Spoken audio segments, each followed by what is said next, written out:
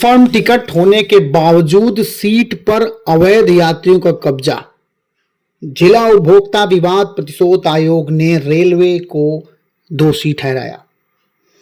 जिला उपभोक्ता विवाद प्रतिशोध आयोग पालक्काड़ ने भारतीय रेलवे को सेवा में कमी का दोषी ठहराया है। आयोग ने कहा कि रेलवे का कर्तव्य है कि कन्फर्म टिकट वाले यात्रियों को सुरक्षित और आरामदायक यात्रा उपलब्ध कराए, लेकिन इस मामले में वह ऐसा करने में विफल रहा। यह मामला उन यात्रियों से जुड़ा है जिनमें 2 वरिष्ठ नागरिक और उनका पुत्र शामिल थे। इन्होंने 10 दिसंबर 2023 को कन्याकुमारी पुणे एक्सप्रेस में ओट्टापालम पलक्काड़ से तिरुपति तक के लिए स्लीपर क्लास के कन्फर्म टिकट बुक किए थे।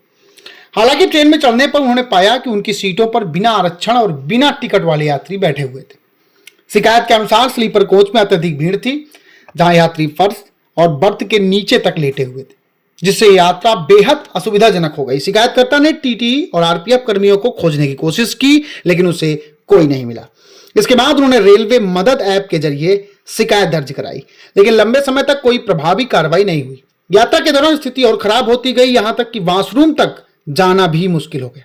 इसके बाद शिकायतकर्ताओं ने आयोग में याचिका दाखिल कर टिकट राशि 983 रुपए की वापसी, 75,000 रुपए के मुआवजे, 25,000 रुपए के मानसिक पीड़ा और 15,000 रुपए मुकदमेबाजी खर्च की मांग की। रेलवे ने अपना पक्ष रखते हुए कहा कि शिकायत में मंत्रालय को पक्षकार बनाया जाना बिल्कुल गलत है और दावा किया कि टीटीई और आरपीएफ ने विभिन्न स्टेशनों पर कार्रवाई कर अवैध यात्रियों को हटाया था। साथ ही यह भी कहा कि शिकायत लगभग 1 वर्ष बाद की गई, जिससे इसका उद्देश्य केवल आर्थिक लाभ लेना प्रतीत होता है।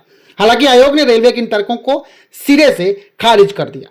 आयोग ने पाया कि शिकायतकर्ताओं द्वारा प्रस्तुत टिकट, रेल मदद शिकायत के स्क्रीनशॉट और तस्वीरें स्पष्ट रूप से यह दिखाती हैं कि कोच में अत्यधिक भीड़ थी और कन्फर्म सीट वाले यात्री भी आराम से यात्रा नहीं कर पा रहे थे।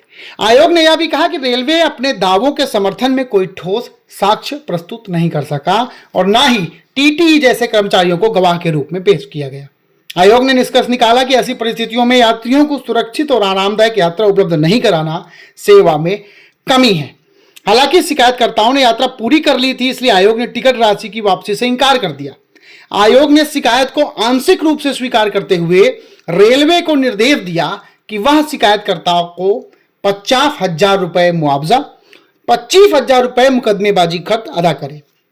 साथ ही आदेश दिया गया कि यह राशि 45 दिनों के भीतर दी जाए, अन्यथा देरी होने पर रेलवे को 500 रुपए प्रतिमाह अतिरिक्त भुगतान फ्लैटियम करना होगा।